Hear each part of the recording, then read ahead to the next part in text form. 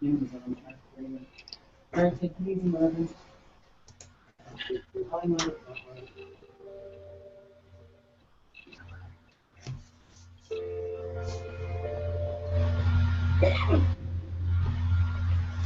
Alright, everybody, if you could just close your eyes for a second, we're going to get into a meditation to start this podcast off right.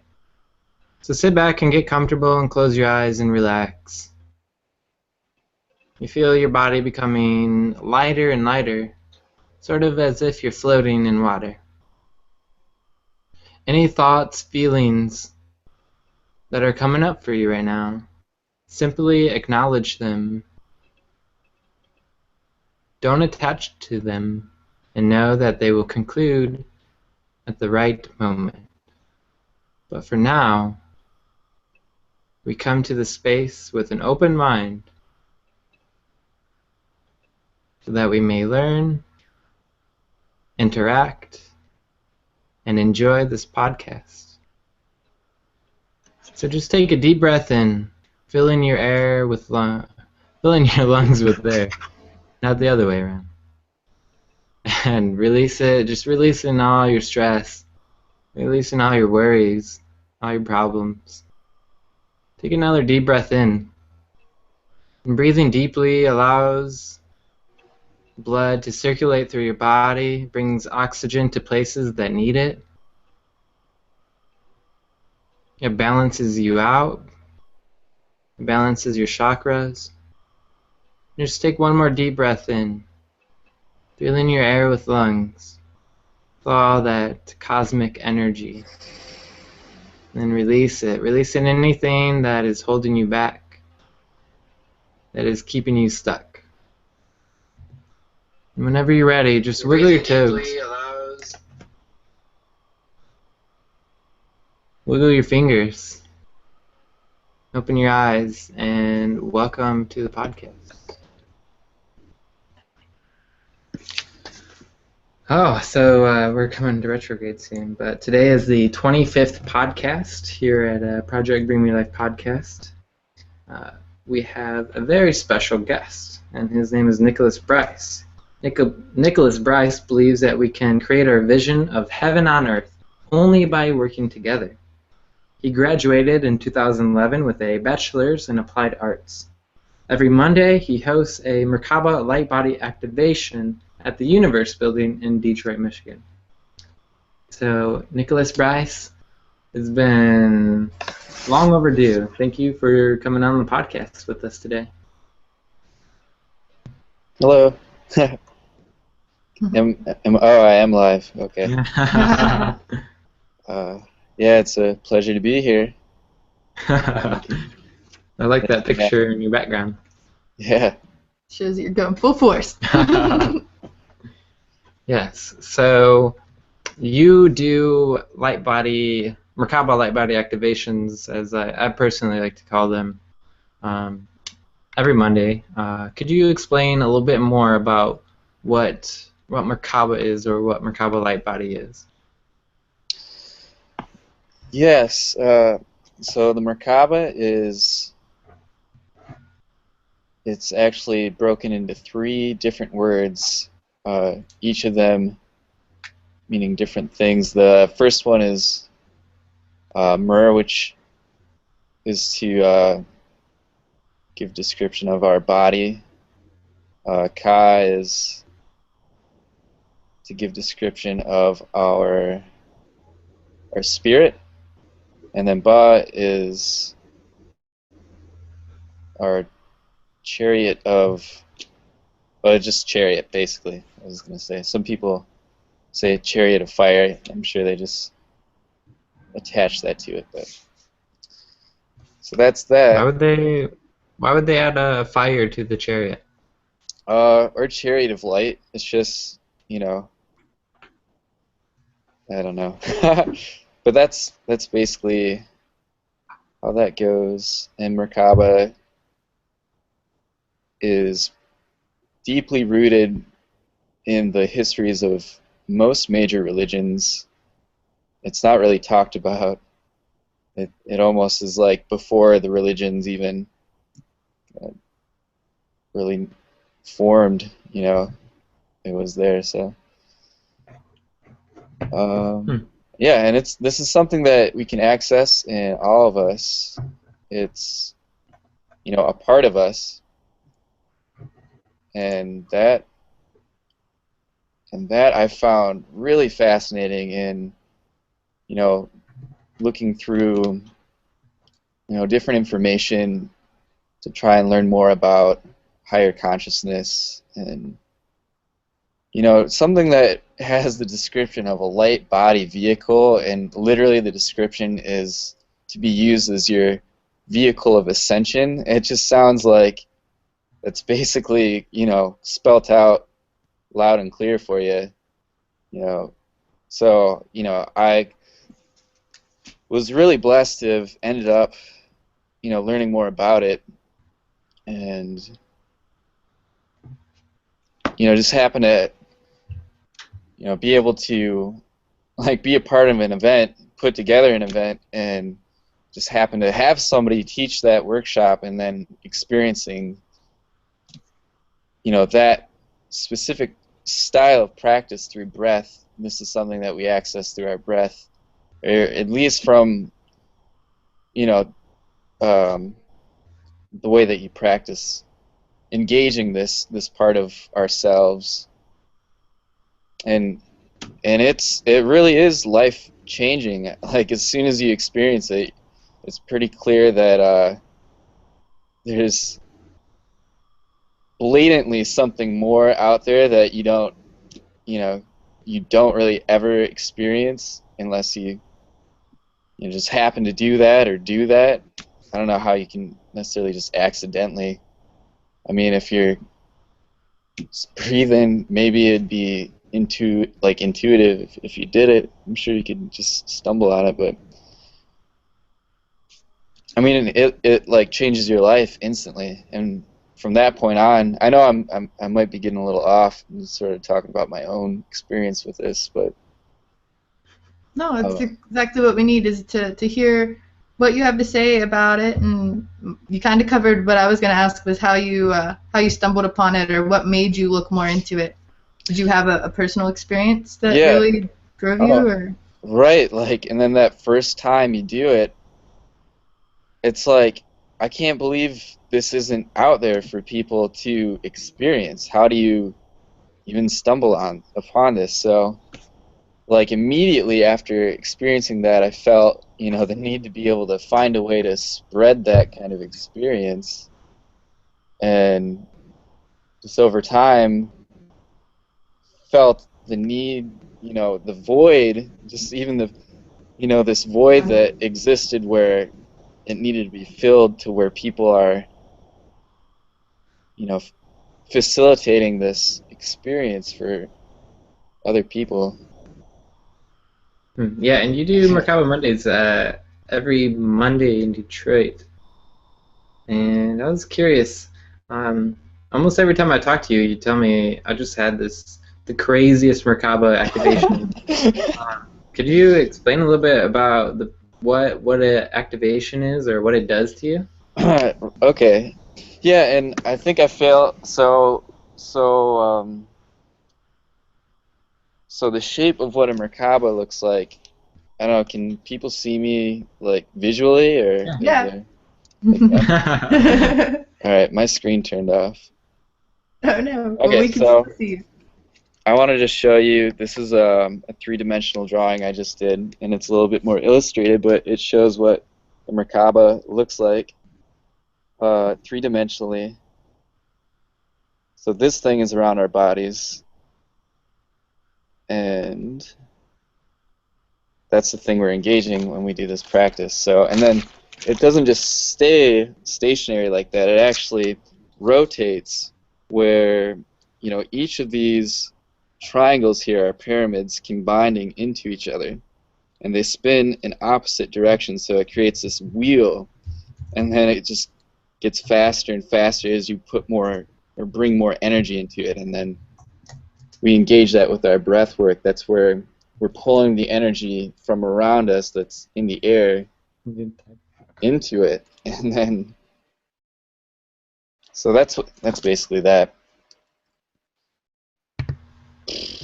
Oh my gosh, that is beautiful. And then you asked me what some of my personal experiences are.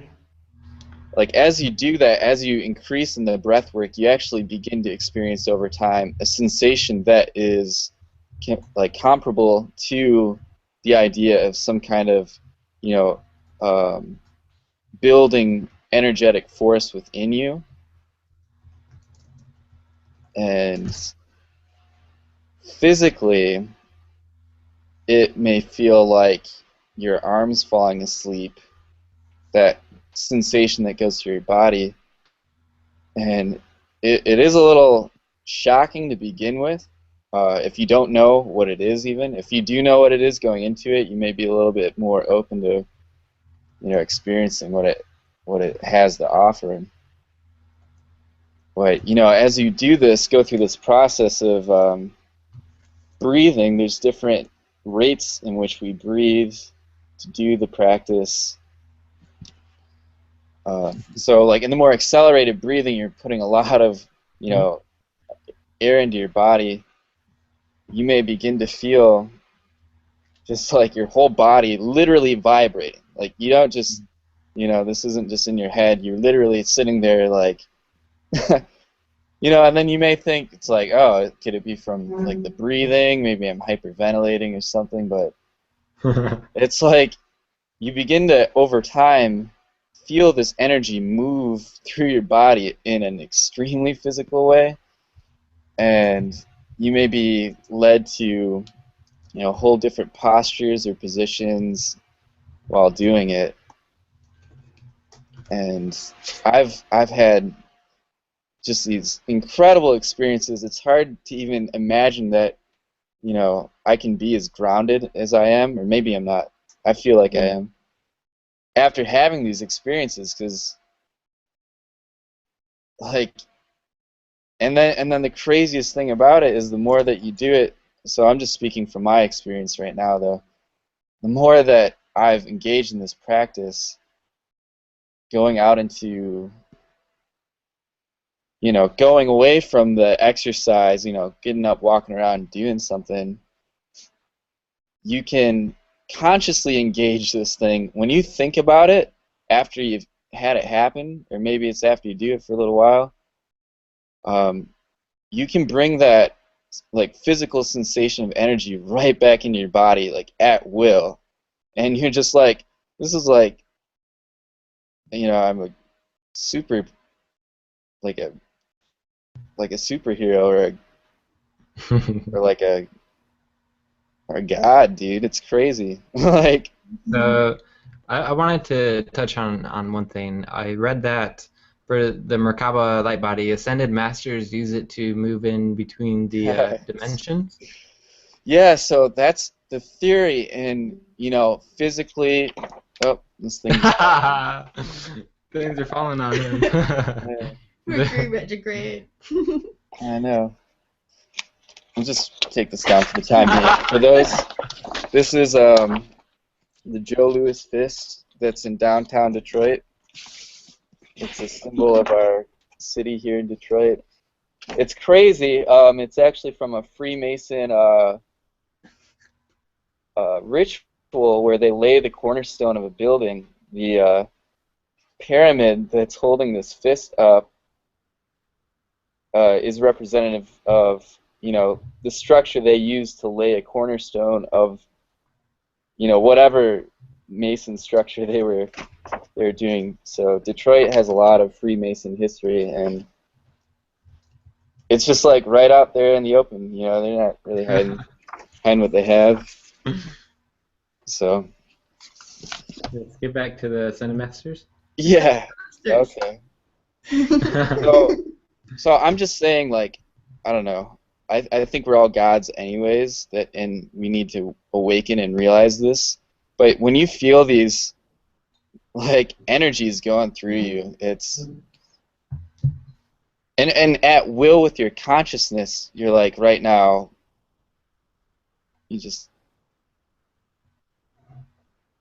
yeah, it's crazy.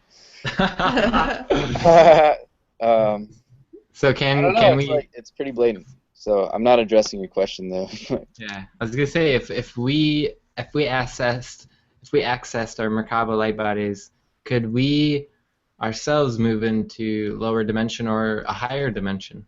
It's controlled by your consciousness. So I think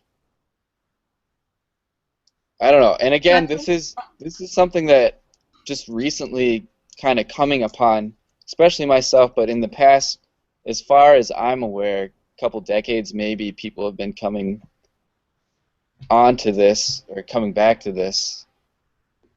And in theory, this is what they practice, our way long ago ancient ancestors just knew how to do this. It was just something that, you would just sort of know about. It wasn't even anything maybe real special to them. Yeah. Awesome. I want to chime in and give you some praise, Nick, because as a like a teacher in general, I know it's hard for you to find the right words, kind of being live and on the spot. But at Frequinox, there were like, I don't know, 15 of us, and we all climbed up into this room in a barn and decided we were gonna do your workshop. And I must say, I usually don't do a whole lot of meditation. I do a lot of talking to guides and dealing with spirit, but I don't get into meditation or breathing techniques. And you walked all of us through it. We were all kind of together at really close quarters, and I went with it, and I said, okay, I'm going to try to do this to my best ability. And with your guidance, I was actually able to do it. I felt like we had all been lifted up. CeeLo started just wooing with excitement. Yeah. I literally had an orgasm. He was just like, yes, You completely. get like really excited and into it, like, because And it's like, because he was so optimistic about it, and like you instantly smiled because you knew that you had helped not just him but all of us like get there at that point. And it was a good feeling, and I felt like I was able to travel through some dimensions, because I speak with a lot of God in different ways and different things, but I'd actually got to be able to like visually see myself in the Merkaba. I had this cool like rotating triangle ridiculous shape going around, and I felt like I was able to talk to a couple angels. I think I even said it at the time. It was like Hanuel and Ariel and Jophiel, and a couple of them were just like spinning around, and just the way you walked us all through the workshop was really beautiful. And I just wanted to give you some praise for that and let people know that what you're doing with Merkaba Mondays is like a beautiful thing. And I do think you can travel, to answer your question, like through the different dimensions with it. And that was like one of my first times, so I was like blown away, like, whoa, this is a thing. yeah, it's crazy to hear other people's experiences because it varies per person, really what happens. So like, it's good. It's good to hear, especially what you just said right there, because it'll just continue to help us build and understand this thing. Because yeah, we're just like going for it. We don't know like where the vehicle is gonna take us. We gotta like remember how to use it, or just sort of accidentally, or whatever. However you do it, it's. Yeah, so. Could you explain how you trained yourself or taught yourself to remember the different breathing techniques? I see you working with those a lot. You like to separate yourself from the group and go into your like breathing space. Can you explain anything about that for us?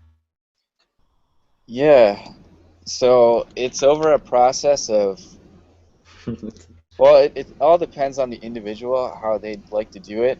I teach it from how I came to know it through 3 different periods of breathing, and over time accelerating, the rate of breath per part. So, but I think when you're ready to do it, you can just sort of hop right into it. If you're practiced enough or you feel comfortable, you can just get into this chronic breathing where it's like, ha, ha ha ha ha ha ha ha. You know, it's rather intense. So you do want to build more into that if you're practicing. And I'd recommend if you decide to practice with this to really start with slower breathing, in through your nose, out through your mouth, and as you increase in your breath work, using more just in out through your mouth. There's a YouTube video that I don't know. Can we guide people to the 3 Days of Light Phoenix YouTube video? Somehow maybe with the post or something if people were interested. It's funny you mentioned that because I was just getting ready to say I would love for you to put out a video with some a meditation or just the technique or walking people through it, because I think that would get a lot of people interested in. I think you once told me that if we could get everybody to do a Merkaba activation at the same time, we could just ascend to a whole different level, or we would all start to see them or really notice them. So it's we so had video instruction. Yeah. What was that? No, I totally agree. It's you experience it, you know right away that there's something more to reality, and then that just forces you to question all kinds of other things. And yeah, if everybody were to do it, there would just be such a, I don't know, there'd be a lot of questions, but just you'd want to know more about it. So I think, yeah, just the chariot of ascension, and if we really want to get somewhere with our awakening experience, it just seems like something incredibly fundamental to look into, and experience.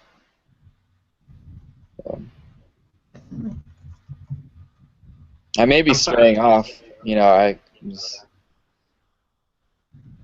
talking. We're all talking this. I just posted the video on the chat, so everybody can watch that video that Nick is talking about, and that's we both learned this technique at the same time.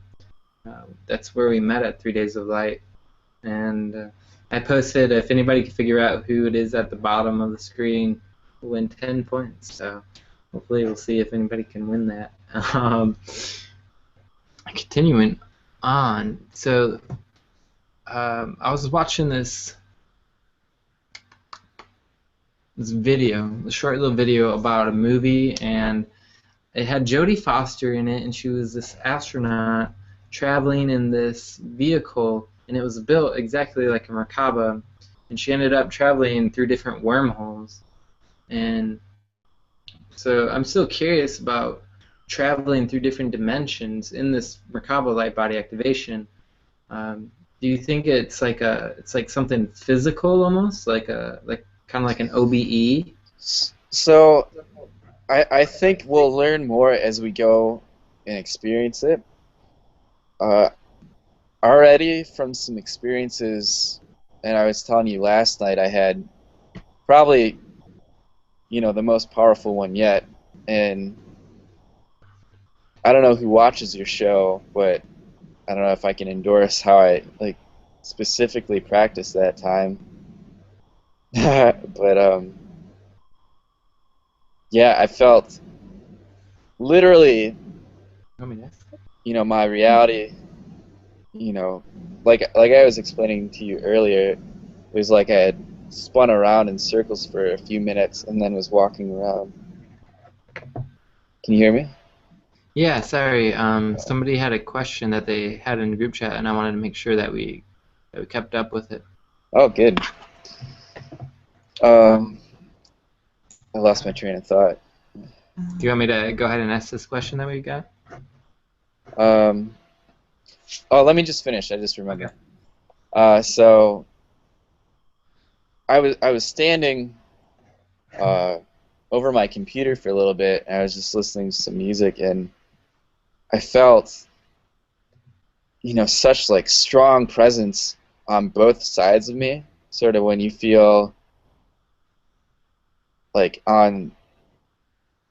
I'm trying to think of how to like word things without being too explicit with what I discuss. But you felt like there was this strong presence there, and it was so surreal. And I felt like I was able to at least intuitively understand, why those things were there. But I still feel like, okay, it's just a stepping stone, maybe eventually as you practice more and more, you should be able to really maybe see or possibly go somewhere else in return, So you can go ahead and ask that question now. But basically, to just sum up what you were just saying, it's like a vehicle, almost a vehicle to consciously astral project while you're somewhat awake. Because you said it was like a feeling, you can go wherever and come back, and that's what I took from it. Yeah.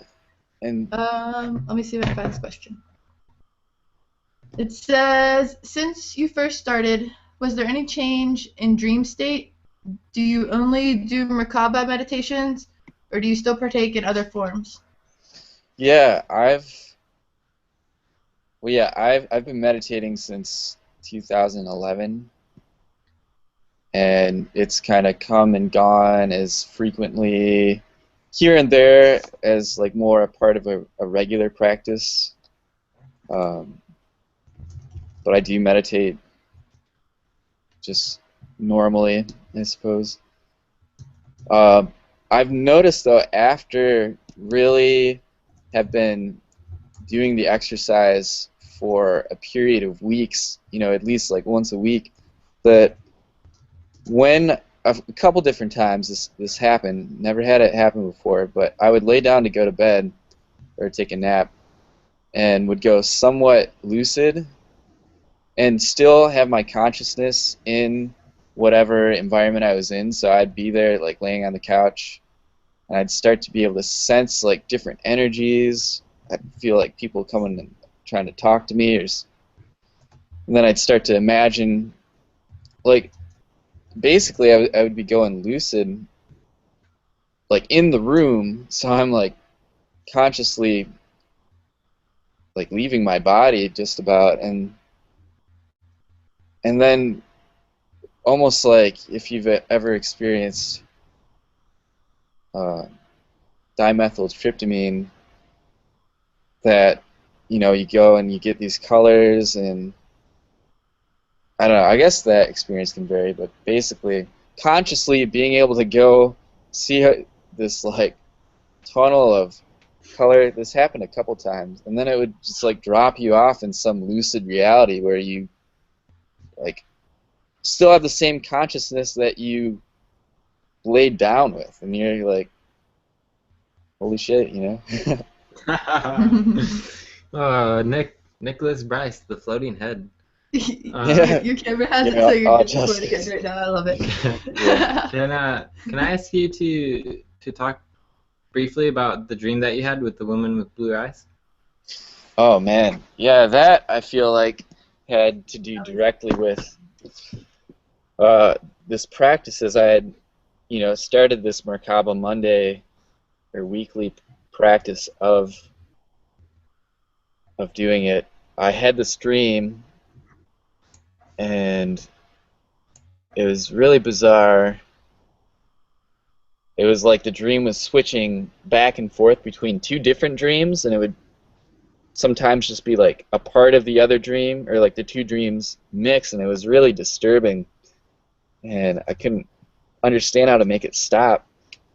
And it was such a traumatic dream that, just that experience alone, I'd remember it. But near the last part of it, there was this lady. I remember sitting in this chair, like in the further corner of the room, and as I'm laying there freaking out, this lady, she's been able to maintain like being there within a bunch of these like reality shifts, and I'm like, who is that lady? Like in the dream, and she like gets up from her chair and walks over to me.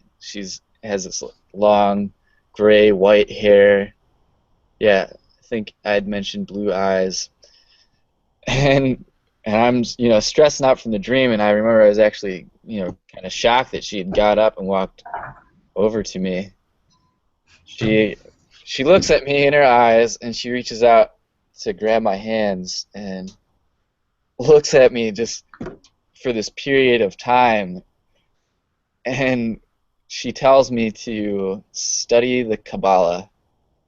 And at that point, I think the dream could have kept going, but I was so excited that even in the dream I was excited that she had said that, and coming back into waking reality, it was like, I just decided to go back. It was like a choice. I was like, all right, I'm done. I'm gonna wake up, and I woke up, and then was instantly started talking about it. Nick Malnicki said, "Who put that lady there?" Who put that lady there? That's brilliant. I think earlier when I was researching Merkaba to make that article, I think it even said something about the Kabbalah in it, but I didn't really focus on it. But if you have it, you should definitely look into that. Yeah, and I have some knowledge that in Kabbalah they do talk about Merkaba, and I still really haven't broken into that a whole lot. But I feel like a lot of what we're doing as we're studying could help to lead us to a better understanding of what Merkaba is. Yeah. So we have probably time for one more question before we're going to take a break.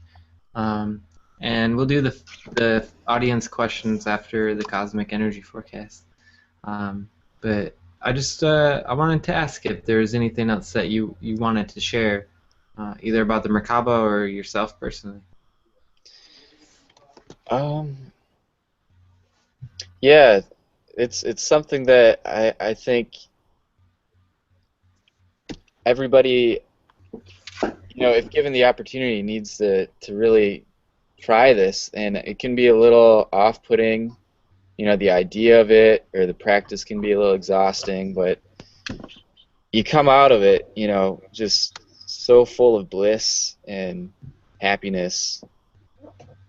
And something we're here to do is wake the world up and give, kind of raise our consciousness and awareness. Yeah, that's beautiful. That's it. Yeah, thank you. So we're going to take a little short break, and then we'll be back with the cosmic energy forecast, and we'll also allow the audience to come and ask Nicholas some of their questions. So stay tuned. Oh, and also we're going to have Nick Malnicki come on and do just a little short segment. So stay tuned, everybody. Nick, you better stay tuned. So once I get this up, I'm going to play, for our break, I'm just going to play our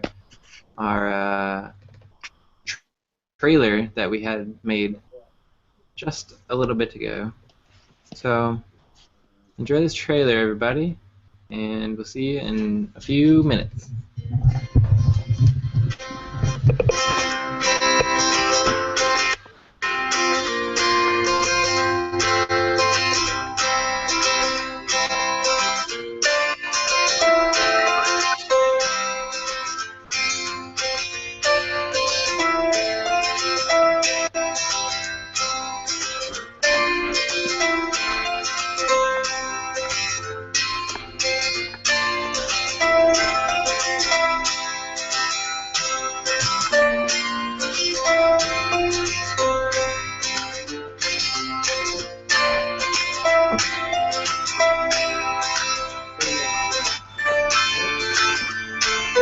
Yeah?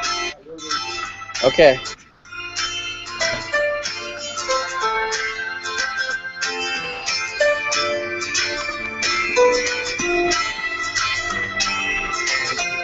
All right. We'll see you guys soon.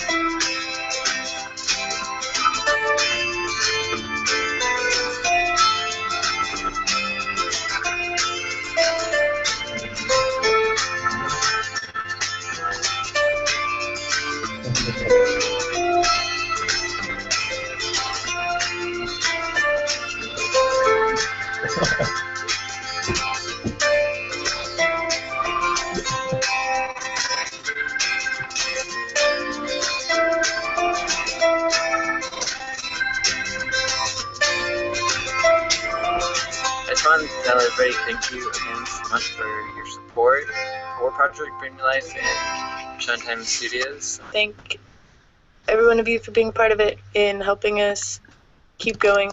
And can't wait to bring you amazing new things. So 2015 is going to be a big year.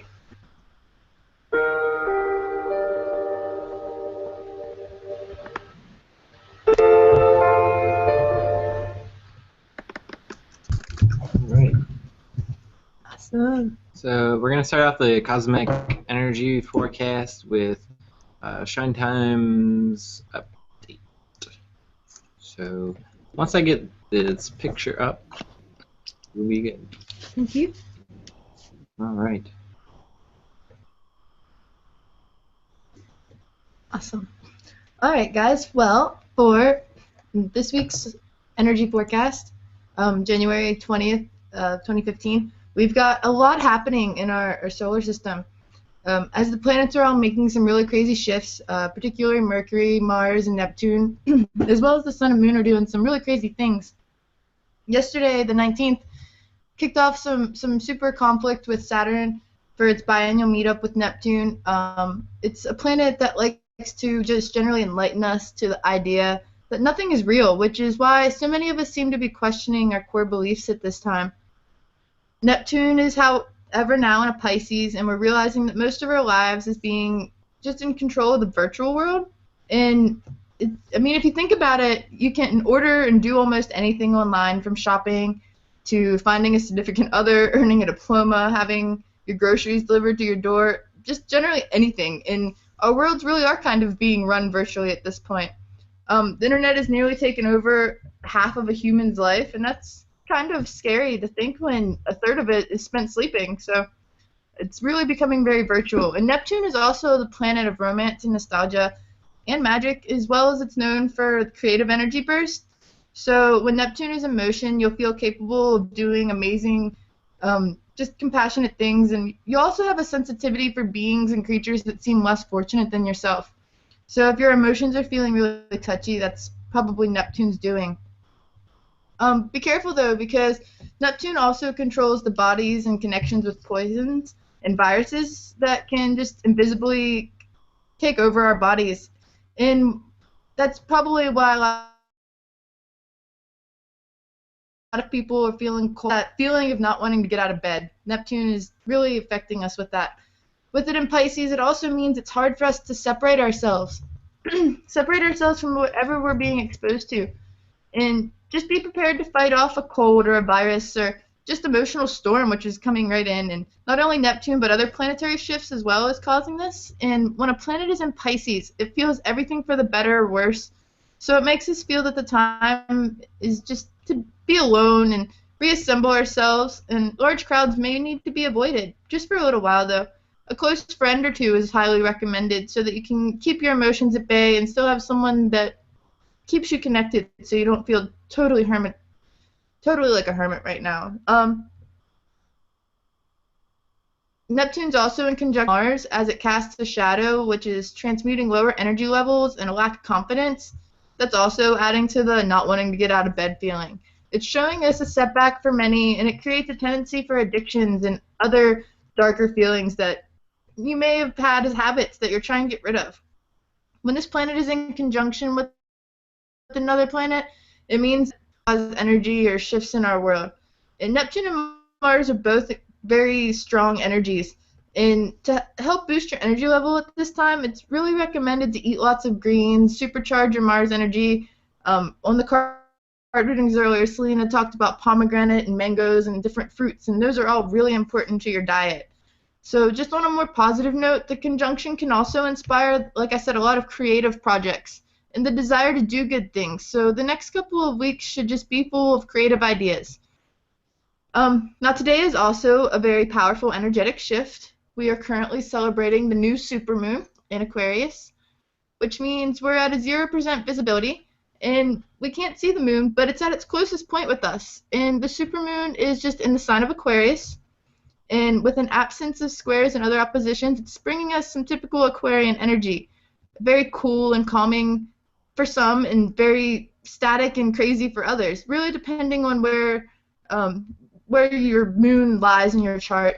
And though this may be a calm before the storm effect, this is because Mercury is going retrograde tomorrow. And before we get to really start worrying about Mercury, take in the time that it is a new moon and it is a new energy. And it's a great time to be bringing innovative ideas to a group situation. It's not recommended to make hasty decisions or finalize anything, especially with Wednesday's forecast of events, which is the Mercury retrograde. Mercury is also in Aquarius, and when it goes retrograde for the first time this year, it's said that people have a communication meltdown, and the conscious collective really just is having some glitches. We're not understanding how to cooperate and understand each other completely as clearly as we would like. Things start to be taken the wrong way by many. So truly try not to take things so personal and realize that we're all being slightly misunderstood in this time. And things such as major communications, contracts, engagements, purchases, and so on, they really need a second look at, because make sure you're receiving all the information. Other simple things such as the mail, it can also get mixed up. Something as simple as Oak Lane ends up in Oakland, or just completely somewhere different. And timing can feel constantly off, and our nerves can kind of begin to feel shot, and it's confusing when communication doesn't come out clearly. But don't fret, though. There is some constructive things we can be working on during the retrograde, especially since it happens to us several times a year. It's a good time to take stock of what's happened in the last 3 months, or just evaluate what you've been working on or what hasn't worked for you, what is working, and where you need to be on your divine path. Another good rule to follow is things that start with re. Reattached to it is a good thing. Reorganize, reschedule, return, rewrite, restore, so on like that. Take a step back and use the next 3 weeks to really look at your personal rearview mirror and work through those. Make some small adjustments without any large commitments attached, and be flexible, because people are going to be off time and misunderstood. Especially include a lot of extra time for travel if you're daring to do so. But try not to use Mercury retrograde as too much of an excuse for everything. There are some good that can come out of it. But overall, with all the intense shifts, there just may be another huge shift in psychic ability. And different activities and major coincidences are starting to seem all too common, because we're all waking up and realizing how much the planets really do play a part in our energy. And I think a lot of us realized that last Mercury retrograde, and it kind of went viral that retrograde is a big thing. So to just tune in and learn more about them, and I'm enjoying learning as much about it as possible to give you all information during our cosmic forecast. And I'm going to go ahead and give it over to Seelman for the solar flare. Beautiful. Yeah. Completely understand that miscommunication thing. It's funny. I think if we have a good sense of humor during Mercury retrograde, it makes things a lot easier. I've been finding when miscommunications happen, it's best to just sort of like make fun of it and laugh it off a little bit, not take it too seriously, like Selena was saying in her card readings. But yeah, I'm here with your solar flare update. So let me get that up for you. Beautiful. All right, guys, this is your solar flare update for the week of January 20th, 2015. And we're starting off here with some of the video footage of the solar flare, and this is from Soho. Solar flare activity has reached low levels with a few isolated C-class solar flares. Solar flare activity is expected to remain at low levels with a chance for C-class solar flares, only a 5% chance of M-class flares, and a 1% chance of X-class flares. So, also, sunspot 2266. Let me see if I can. There we are. Sunspot 2266 has seen a slight decay. The rest of the sunspots are either stable or in decay. And that means they are just shrinking or becoming more and more obsolete. The solar wind continues with nominal levels of speeds ranging from 271 kilometers per second, that is 606,209 miles per hour, to 389 kilometers per second, or 870,000 miles per hour. Solar wind is expected to be mostly nominal with a chance of high stream speed the next 3 days. These are all forecast by the National Oceanic and Atmospheric Administration. Also in the solar flare news, well, it's not really solar flare news, but in comet news, we have Comet Lovejoy here making a pass through the Pleiades, and that happened earlier today. This shot was taken earlier today on the 20th, so that just happened, and that was Comet Lovejoy passing the Pleiades. So now I'm going to pass it back over to Shantastic, and then after that we'll have Nick Melnicki doing his little segment, and then we'll be back with your questions for Nick Bryce. Awesome. Do you have my card photo? Your card photo, yes. Let me get that up. Let me get the card photo up for all you guys. I have to open it first, so. Okay.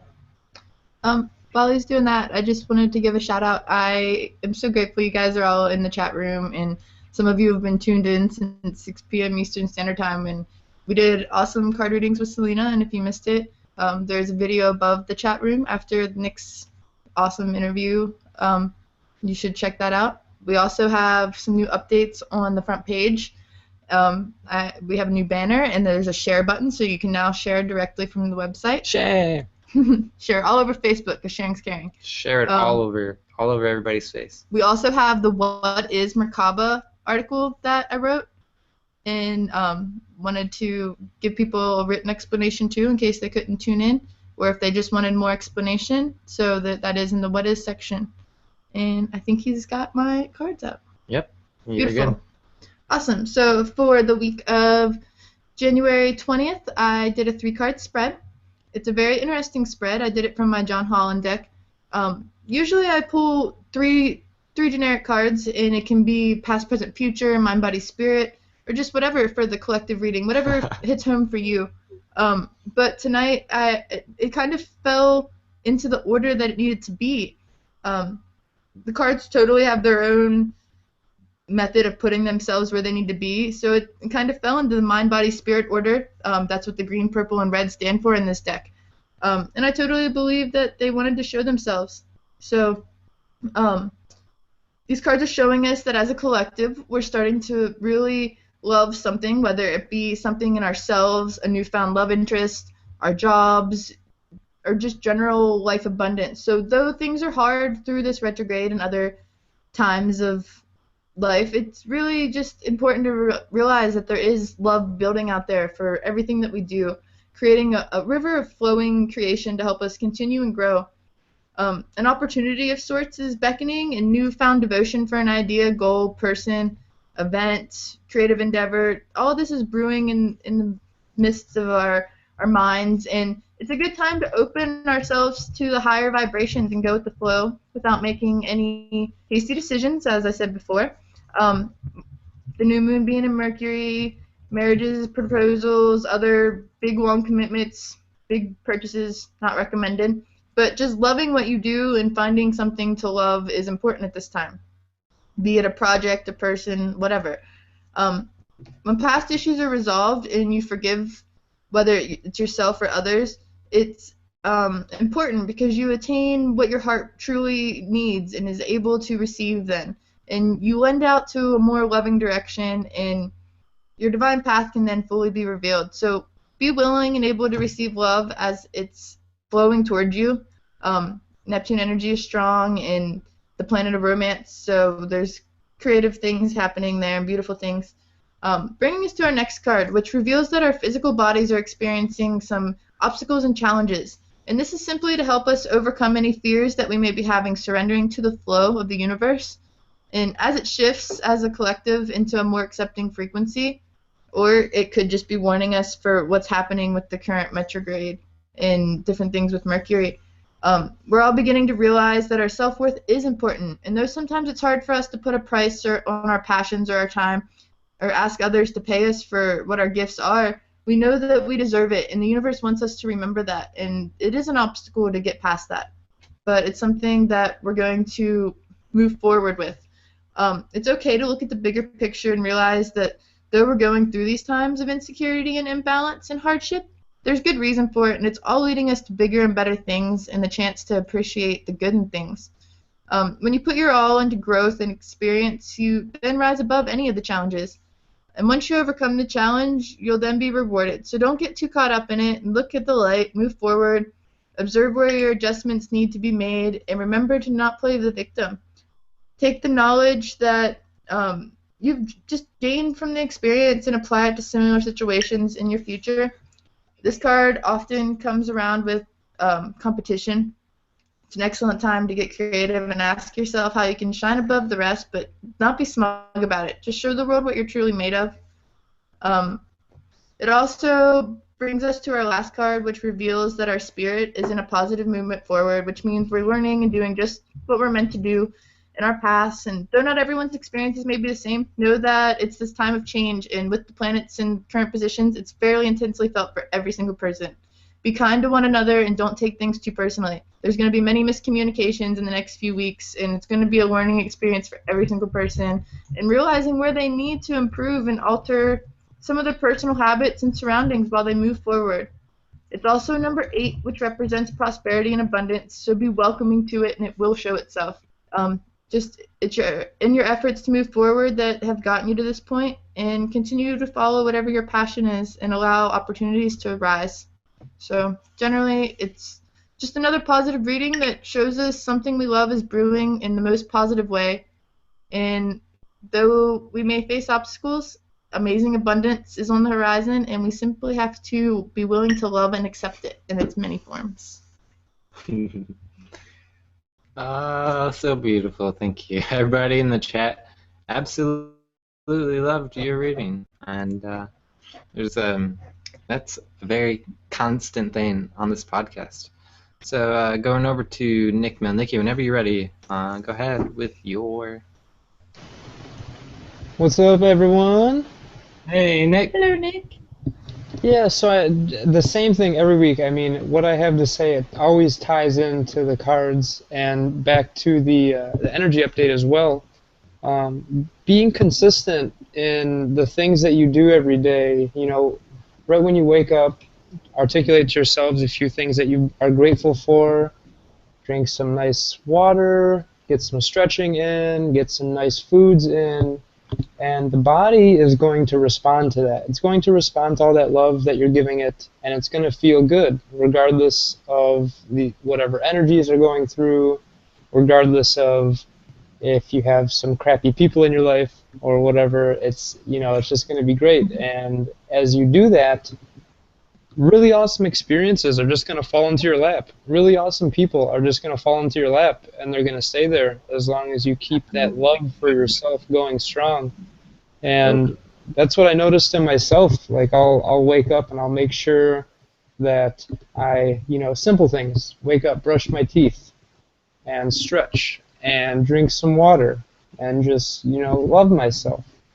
And in doing that, it just brings so much more capacity to appreciate life and appreciate experiences and it's just so wonderful to be able to share it with all of these great people who are really moving into their strengths and just sharing all their greatness with everyone to benefit from. You know, everyone has their own things that they enjoy, and if they enjoy that in the presence of others, everyone's going to benefit.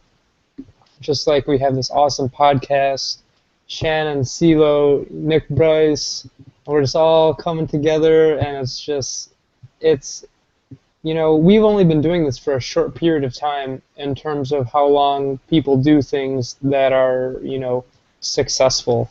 So it can only get better from here. And, you know, who knows what's going to happen in a week or a month or a year, or what those periods of time measurement even mean, you know? So it's so wonderful to be able to share it, and keeping that consistent every day makes you who you are. You know, if you do all of these wonderful things for a week and then all of a sudden you get really lazy and you start playing video games, or you start eating a bunch of bad foods, or you start, you know, judging people, or whatever, you're not going to enjoy who you're becoming. You're going to have, you know, crappy experiences in front of you to give you that contrast to make you want to do all those great things.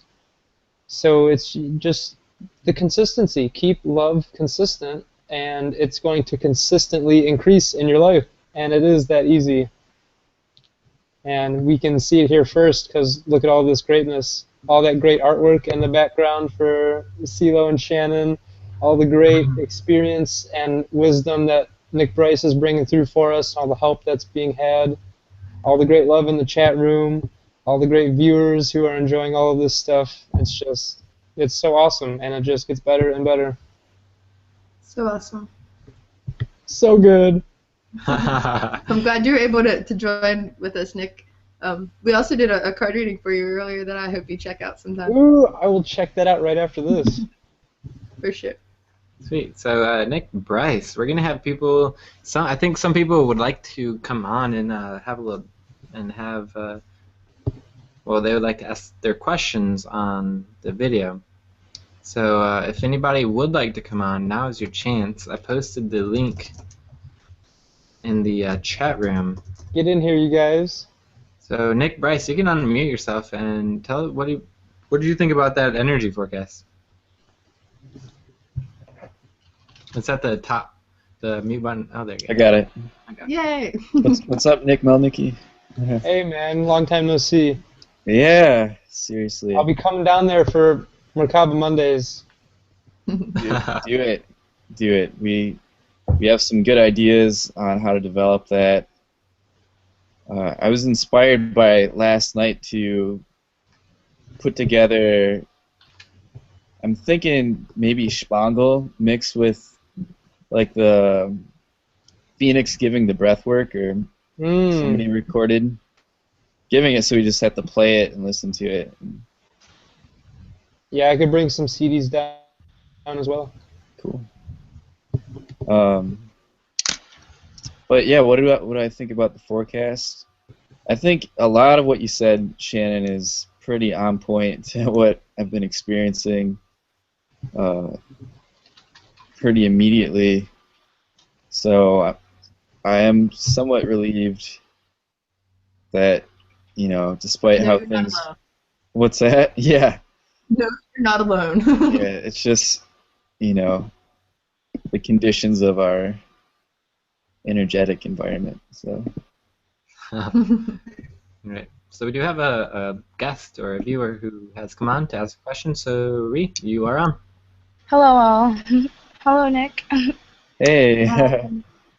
Yeah, I was just trying to think of a good question, because I don't really know much about Merkabas, but I think you described them pretty well. But when did you first start doing light Merkaba activations, and what crystals are the most helpful for you? Right. So it was late 2012 that I experienced it for the first time. So a couple years now. It's pretty cool. Hmm. And I think crystal-wise, I've really been getting into this one called Moldavite, and it's you may know that one, but it is its description of what it's supposed to do and what you feel that sometimes when you like get really like sensitive to it, it aligns with what Merkaba is actually there to do. Moldavite's supposed to, assist you on your path towards your higher self, your ascension. So Wow. yeah, I definitely favor that one. Oh, cool. I should get some. Yes, definitely. Yeah, that's really Mhm. awesome. I just love the way you speak and explain everything. Thank you. And you do go off on a tangent, but you're just talking about your experiences and stuff, and that helps, like me, and everybody else. I'm sure. I Thank you. was concerned about that. I could feel myself just kind of going off and starting to forget what the original question even was, and I do that all the time. That's why I was like, oh my god, I do this too a lot. Yeah, thank you. yeah. Thank you, Ree. Thanks, y'all. Yeah, Thanks for thank that you. reading too. The card reading. You're welcome. Okay. Oh, All right.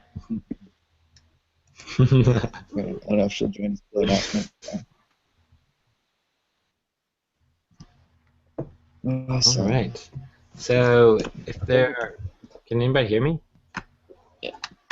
I can hear Can you you. hear me? Okay. If there's anybody else who has a question for Nicholas Bryce, you can go ahead and type it in the group chat or email us or Facebook us.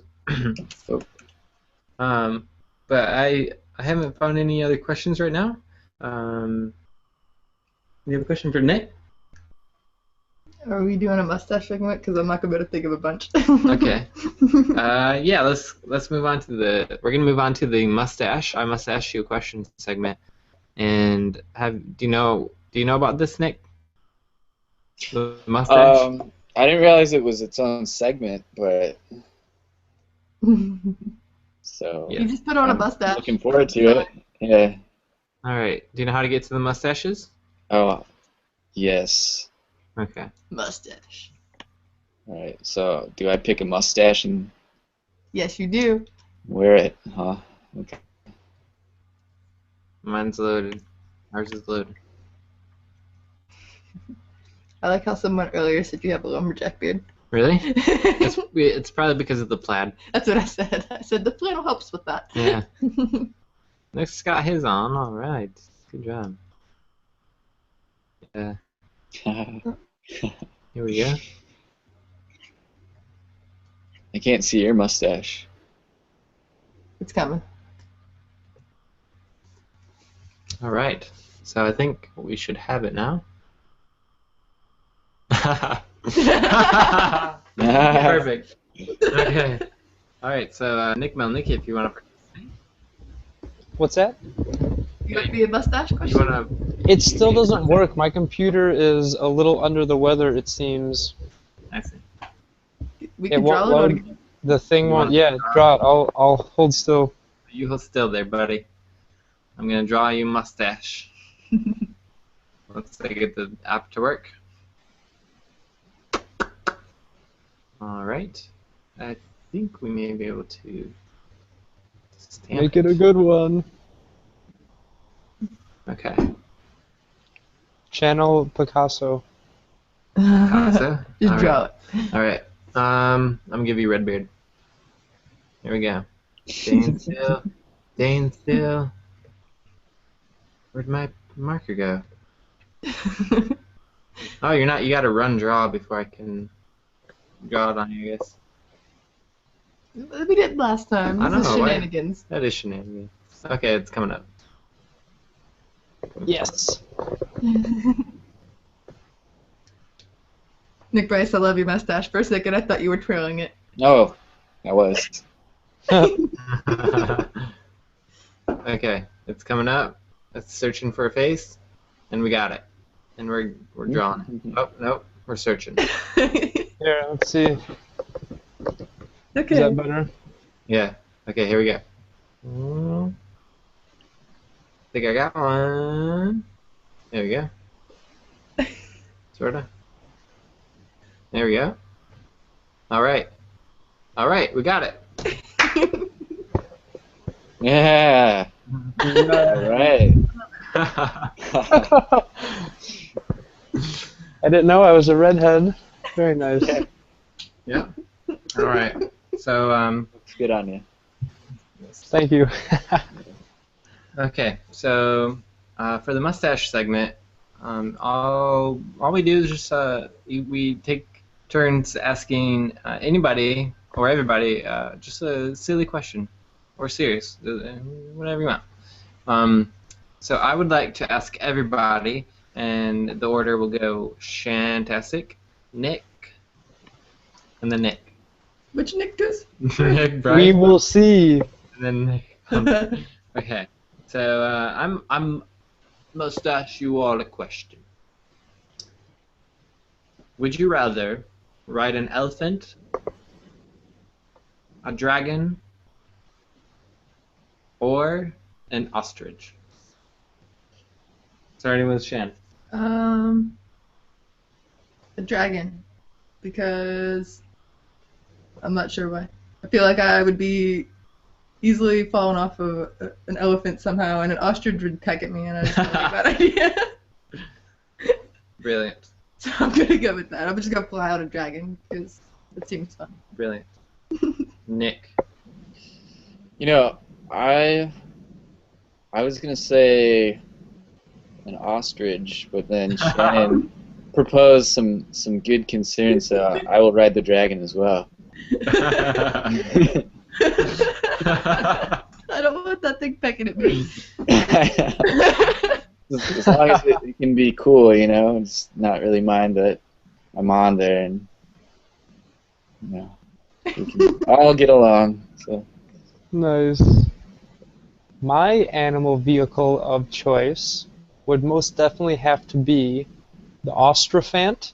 You have the speed and the mobility of the ostrich, and second, you have the fortitude and the trunk of the elephant. You can't even lose. Except when the dragon breathes fire on you, and then you're toast, but maybe you could run fast enough away from that. We're riding the dragon, not running from him. But who knows? You know, we're in duality right now. Who knows? Very nice. I'll make friends with it first. Okay. We'll be As long dragon. as you're there with me, then we'll be good. Okay. It'd be awesome.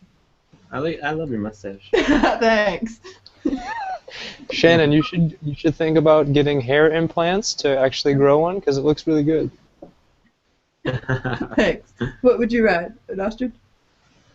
No, I definitely ride a dragon. I think everybody would. Yeah, well, because I don't know, I love Aragon and the fact that they connect with their dragons on such a deep level. I mean, I'm sure you could with every animal, kind of like in Avatar, the movie, but I just want to fly, man. I'm an air sign, so I just want to, like, am I?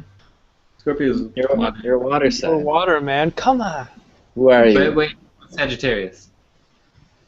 I think it might be an air sign. Yeah, Saggy is air, and Scorpio is water. So technically, I still am part air sign, and something about being really high up in the sky is so appealing, and I would love that. That was a question mark. Go. Sweet. So one of the Knicks, your turn for a question. Nick, you want to go? I need to Yes. think better. CeeLo, when will you grow out a mustache as glorious as the fake ones that we're wearing right now? Working on it. So good. Do you remember when I used to, like, twirl this one that I had during our trip? Dude, I that really did have right. a curly mustache. That was looking pretty promising. Really good back then. I think probably after I'm 40, it'll fill out and thicken to where I can actually like curl it properly. Nice. Thanks for the question. Other Nick? My question is...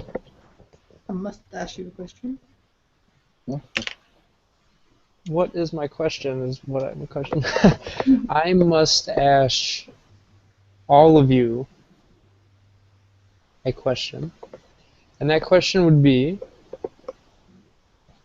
would you care to give a concise version of your most amazing dream since 2015 has started?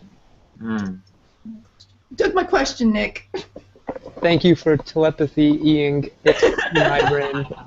You said, what is my question, and I gave it right to you. That's shenanigans. Wow, that's a good one. That is a good one. Now I have to think of an answer. Well, here, I'll do mine then while you guys think.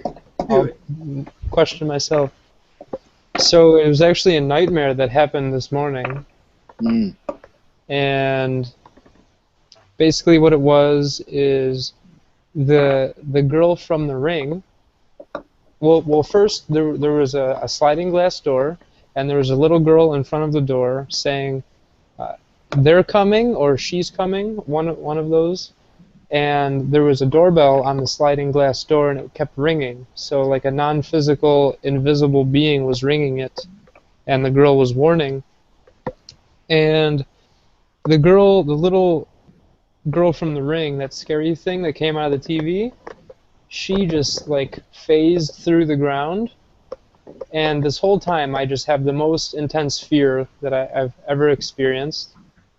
And it wasn't a lucid dream, it wasn't a vivid dream, it was a literal experience. And I guess I had an object in my hand, and I made the conscious choice to throw the object at the girl from the ring. And as soon as I did that, I was like, well, that was the worst decision I could have ever made.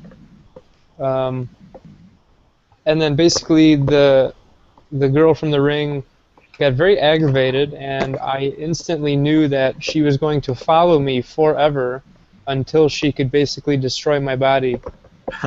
And then I ran, and I was running, and then there was a spot where a clone phased through the ground where I was running, and as soon as I jumped over that, I woke up right when I was over it, and I still felt that whole dream as I woke up.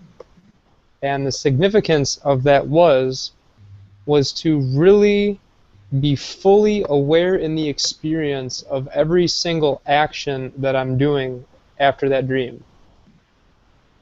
Because I don't want to feel anything close to that in any way ever again. That sounds pretty intense. Yes. Goodness. Man, Nick Malnicki with such a thick head of hair, it's so beautiful. Why thank you. It's actually a wig. I'm actually bald in real life, in case anyone would know. I love the mustache. Yeah. For me, dream-wise, I can't really remember anything specific. I might have written something in my journal, but right now I can't really think of anything. I do remember just having dreams. I've had a bunch of dreams where it's been just a bunch of us like at a large gathering or something. And my dream last night, I remember Skywalker was in it, and I was trying to find my car, and apparently like he took it, and I was like, why? and I don't even know. Nothing really happened after that, but it was. I can still feel it. I still have that feeling, but I just can't like remember the imagery or the words or whatever.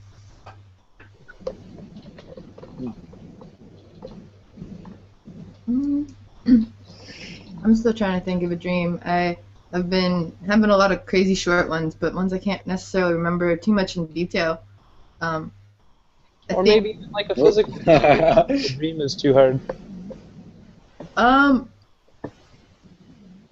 what is most intense, like crazy or physical experience or dream, or what was the actual question? I'm sorry.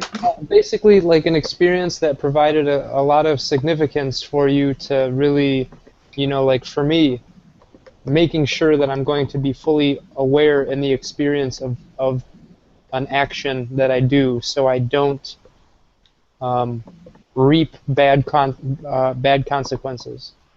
Well, when you said an experience, something that jumped to my brain was the other day, Seelman and I were on our way to like a competition or a meeting of sorts, and I was just kind of like in my head just talking full speed, go figure. And we were talking about how in general, since we've met, everything's kind of went 360, and how we've been really putting a lot of time into creation and things.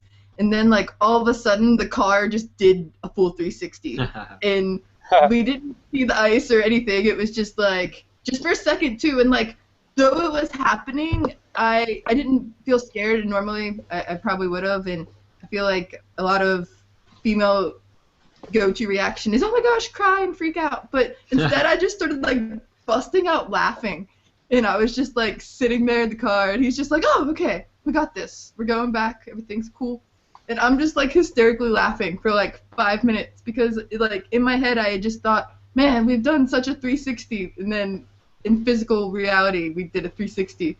It was kind of terrifying, but apparently hysterical. So that's just something that like stuck out. And I feel like something like that similar happened in one of my dreams, but I can't remember it because the actual thing happened and it was intense. It was exciting. Oh yeah. I just busted out laughing for like 5 minutes. Wow. Nick Bryce. Nick B. Nick B. Nick B. Mm-hmm. I can't really think of anything recently really that crazy.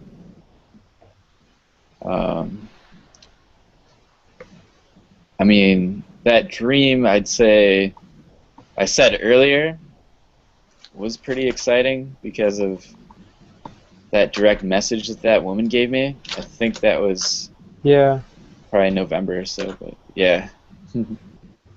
So like since then you just had a pretty determined path to what you wanted to put your action towards? I mean, it was more like I was given such like clear instruction on something to do, and what was so unique about it is that it came out of context from everything that was going on, which made it that much more significant, you know? Yeah. But I haven't really studied a lot of like Kabbalah since then. I've been a little inspired to look into it, and I know it absolutely is something that is gonna become important at some point. So. Right. Yeah. I really do love your mustache, Nick. By the way. I think it's vintage, and it is so unique that it is actually on eBay for $13 billion. I love it. Help fund the Project Bring Me Life project.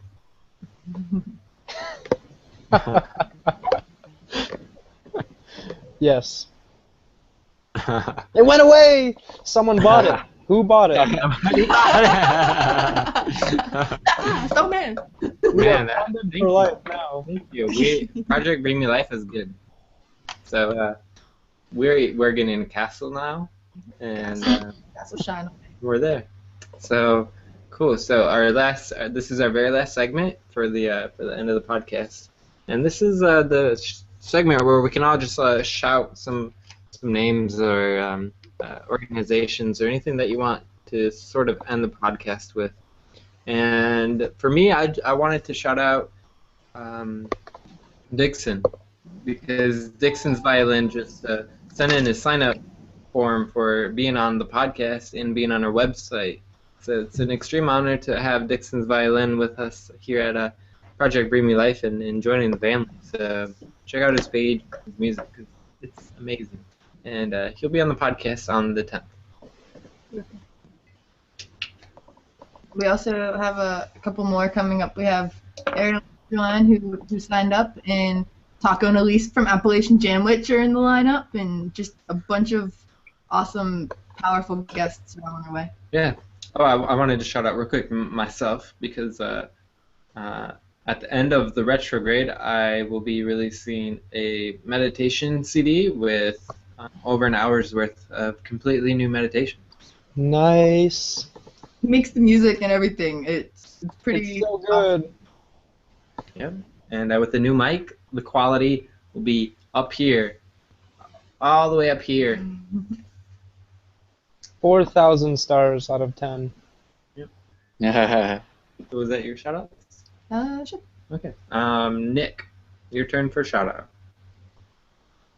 Which Nick are you talking to? I'll go last. I got a big one. Okay. Well, I've been working on a project in Detroit now for many months and are now developing it into a more structured organization. We've recently founded a couple nonprofits to run a worker co-op out of this old Detroit building that we're restoring, and we're going to be actually fundraising to be able to continue to use the building really soon here.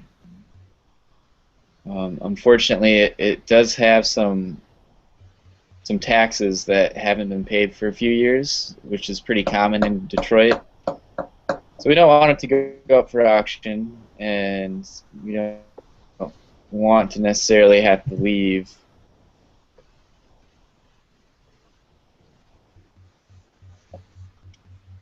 Check it out on Facebook.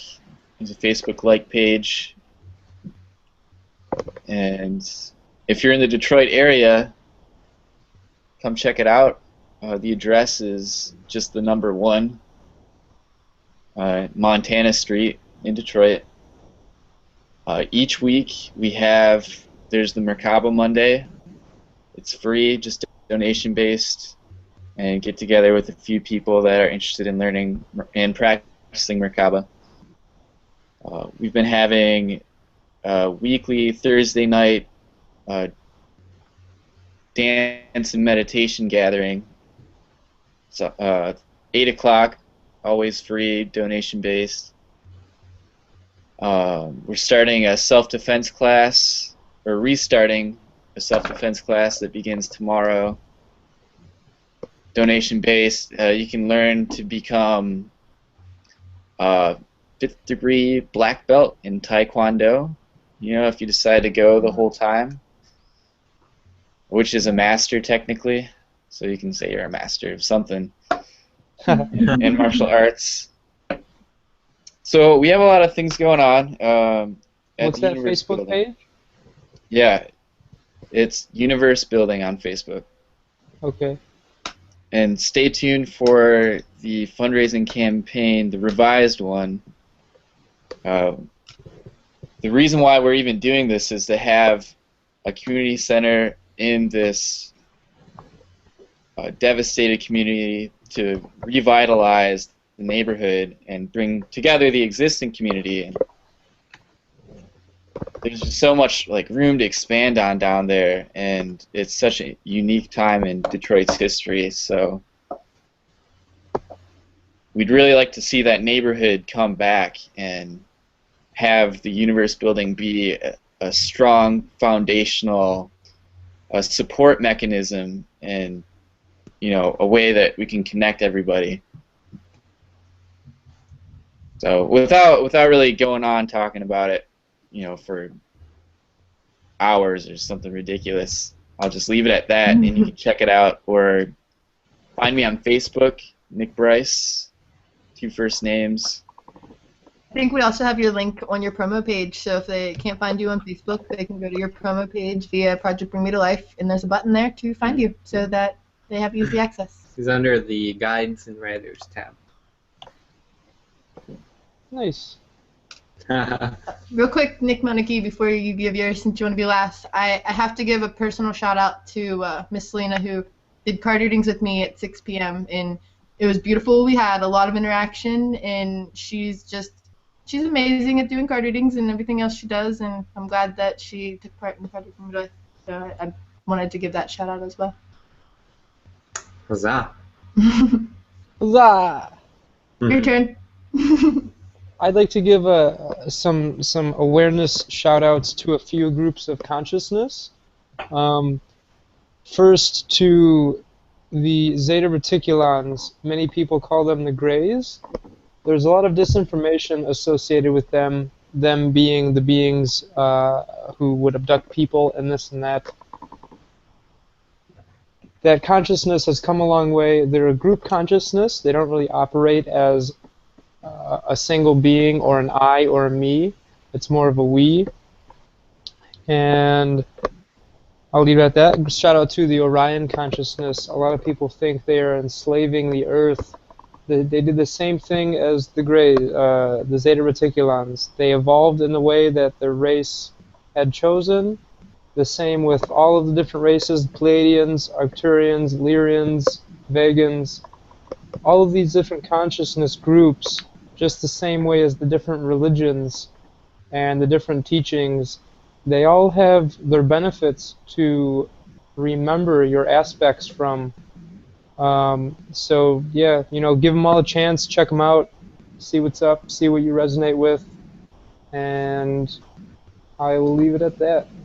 Also shout out to all the audience and the viewers and all the wonderful people in the chat rooms that are always constantly supporting us, because as always, you guys are the foundation of what's going on here. We do this for you guys and ourselves, for people who aren't even watching yet, for all of the people that are coming in the future and can look back and see where we all started, because this is rapidly growing, and you're kicking butt, we're kicking butt, Earth's kicking butt, we're all going to kick butt together.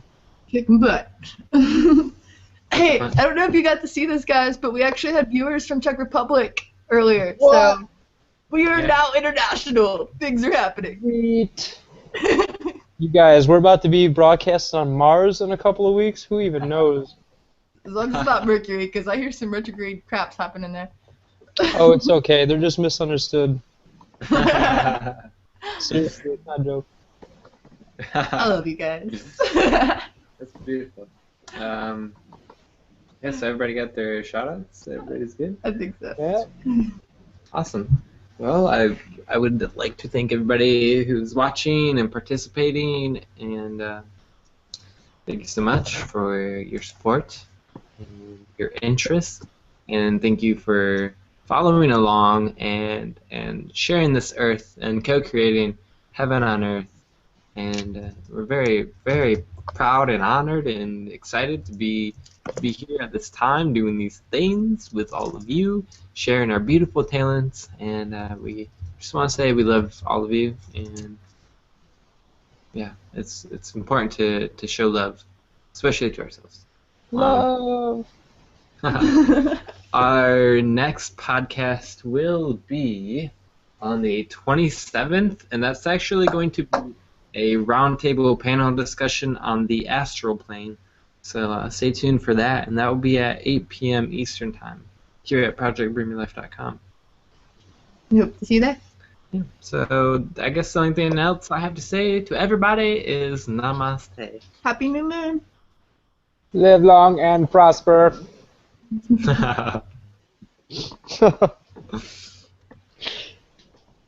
Okay, go. Yeah. I don't know why that was a robot voice. Is it still going?